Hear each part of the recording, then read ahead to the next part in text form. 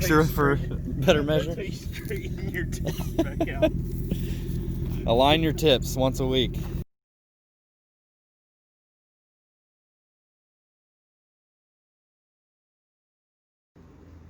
What's up, guys? Finally gonna try this YouTube stuff. Got a few videos on here. I've kind of posted here and there, but I'm gonna try and do more vlog stuff. Seems like the thing to do nowadays. Got quite a few shit boxes sitting around. 5.3 Shorty, Sierra, wrecked 335 XI. I got a C10 with a Cummins in it and a newer Silverado. Junk sitting around to step on, but yeah, figured I'd do some more details on this one. I had a bunch of people on a Crown Vic forum ask about this one. I posted it up, drift video I'll have in this video, but just installed this Hydrobrake, handbrake, whatever you want to call it. A nice 2006 Crown Victoria LX, still automatic, obviously. I'm looking to do the TR 3650 out of a 01 to 04 GT. I do have the pedals right there, along with another parts car that's out in the yard. But yeah, I can't wait for that. But couldn't wait also for the handbrake. This is by far the best thing I've ever installed on a vehicle. This thing just rips. I mean, these tires are already fried. I've got a few Interceptor sets of wheels sitting around that I'll need very soon. But yeah, figured I would get into the details of this. Show you guys exactly how I mounted it. Just off center, because I'm trying to prepare for the 5-speed. I still think I may have to move it over just to the right, but it was good enough. Did some bracing on the tunnel itself, because it is, I notched it to where it's right on the edge of the tunnel here, and did some flat plate this way and this way. Just kind of tack welded it all to the floor, because it is flimsy metal, the factory tunnel itself and the floor really. But yeah, it's, I mean, that slight deflection there you see, but this thing will lock up the tires on, I mean, it's almost a 5,000 pound car original. So got a nice braided stainless line. What is it, 3/16 line all around for the car.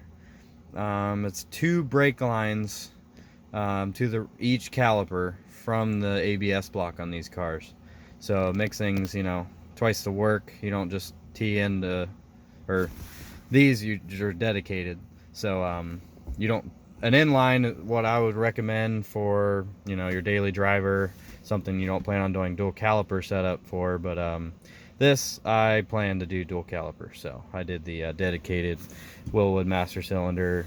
I mean, this kit is basically the same. They just changed how the master cylinder works. It has another port to do an inline system. But yeah, this thing, very good quality all around. It is about 170 bucks on eBay, like everything you see here except the line and the mount itself down here. But this whole thing, handle, master cylinder, oil impregnated bushings, everything's really nice welds, nice cutout, CNC cuts. I mean, very good welds. Got a shitty camera here, but nice, almost factory look in here. You can still use everything except the left, or the left cup holder is the only one that works now. I have to trim that side so it'll open all the way, you know, without forcing it, of course, but no worries there. You can still have your passenger seat here. I do plan on doing some bucket seats in this as well. When I do the 5-speed, that'll all be going in. But yeah, figured I'll give you guys an underside view too of how I plumbed everything. First, this is where we came in. Did the hole next to the seat mount bolt, about an inch over from it. Drilled a hole, put a grommet through the floor, and I'll get an underside view here. The stainless steel braided line comes through the just under the seat mount bolt, or just on that side of it is where I drilled a 3/4 inch hole, put a grommet in, and then this is a 36-inch line. I got this from JEGS. It's about $23 and some change. I'll try and put all the part numbers in the description, but do not go any shorter than that, because your brake lines run all down this frame rail inside of here. So I had to cut up here and then pull them out all the way here to have enough slack to reach.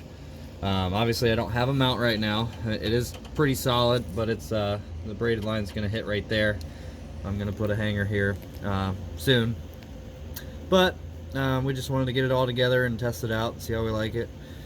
I do plan on having to plumb all this back as normal once I get the dual caliper brackets, of course. But yeah, it works pretty well. I got a 3/8 or 3/16 is what all the brake lines are. So it's 3/8 but 24 for the fittings, all three. This line actually saved me a lot of time. So it has the 90-degree up on the master cylinder, the Hydrobrake. That is 90-degree radius to the 3/8 24, 3/16 line, and then down here it comes to 3 AN fitting. So I got an adapter back down. They didn't have for both ends for 3/16, but the 90-degree is really what I wanted. The stainless braided I really wanted, so I was fine with buying this adapter here. 3 AN to 3/16, or 3/8 24 is what the outside thread is. So yeah, you tee that to both brake lines that go to each caliper. Flare those, get the this is all inverted flare, so it's a little simpler. These cars come factory bubble flare pretty much everywhere. This just made it simpler. It's easier to find inverted flare parts everywhere at every parts store. So yeah, I just got these nuts from the parts store. I got this T, the braided line, the AN adapter fittings, all from JEGS, and it's very cheap. Showed up in like 2 days. So my route, I took, let's see here, the line for the rear right off the master cylinder, so I didn't have to cap both lines, because I couldn't find 2 unions at the store when I needed. So I just took this off, chopped it, and tack welded. Just plugged this. That's pretty much just a homemade plug for the rear lines. That'll come out, and I'll put a new line in there, or I might even bypass the ABS block when I get back to it, but for right now it works. So for those of you not looking to do the dedicated front brake for the pedal, rear brake on the hydro only, you want a daily driver inline system, you have to tee the 2 brake lines together, I'd say almost at the ABS block. Unless you want to just bypass that altogether and get it back down to 1 line. That's the simplest way. You run that all the way to the back. You tee off somewhere here, run 1 line into the Hydrobrake, and then 1 back out. That goes to a tee to the back of the car, and then the other side of the first tee up front has to go to the rear line, so that supplies your normal braking, and then that tee that I mentioned goes to the Hydrobrake, will just activate the rear brakes when you hit that. So a few more tees involved, lots more flaring and brake nuts, but this is the way I went, and I love it so far. Obviously not a daily driver setup. So I'm not entirely sure how the ABS system would react having the rear wheels locking up. I'm assuming the wheel speed sensor would pick that up and try to activate the ABS system. So this thing would probably go haywire. Yes, my air filter is filthy. That's getting replaced. Aside from that, I pulled the ABS fuse, which this blue one here I just kind of set out of the way, but it was right there. Just pulled that out. I do have a light on the dash, that's all. The pump does not activate, so that's all I wanted. Very fun car. Very surprised at how this thing reacts around turns, especially with the ass end just kicked way out. Feels pretty good, especially with like 4 or 5 people in here. So, hope you guys enjoyed. I'll be posting more in the future. Have a good one.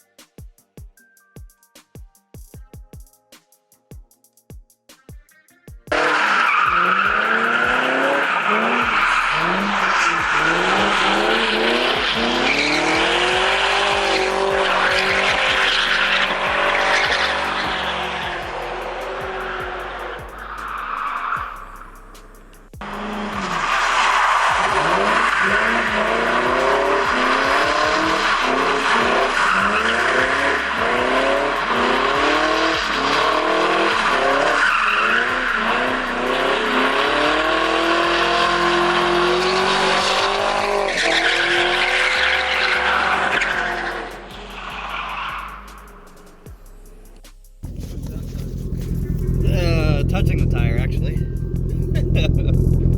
Here, try and pin that one. If you don't have adjustable exhaust tips, then you did it wrong. Also, don't hit boulders with them either.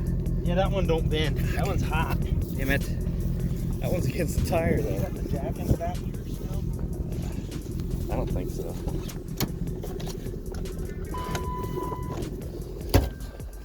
A couple cats.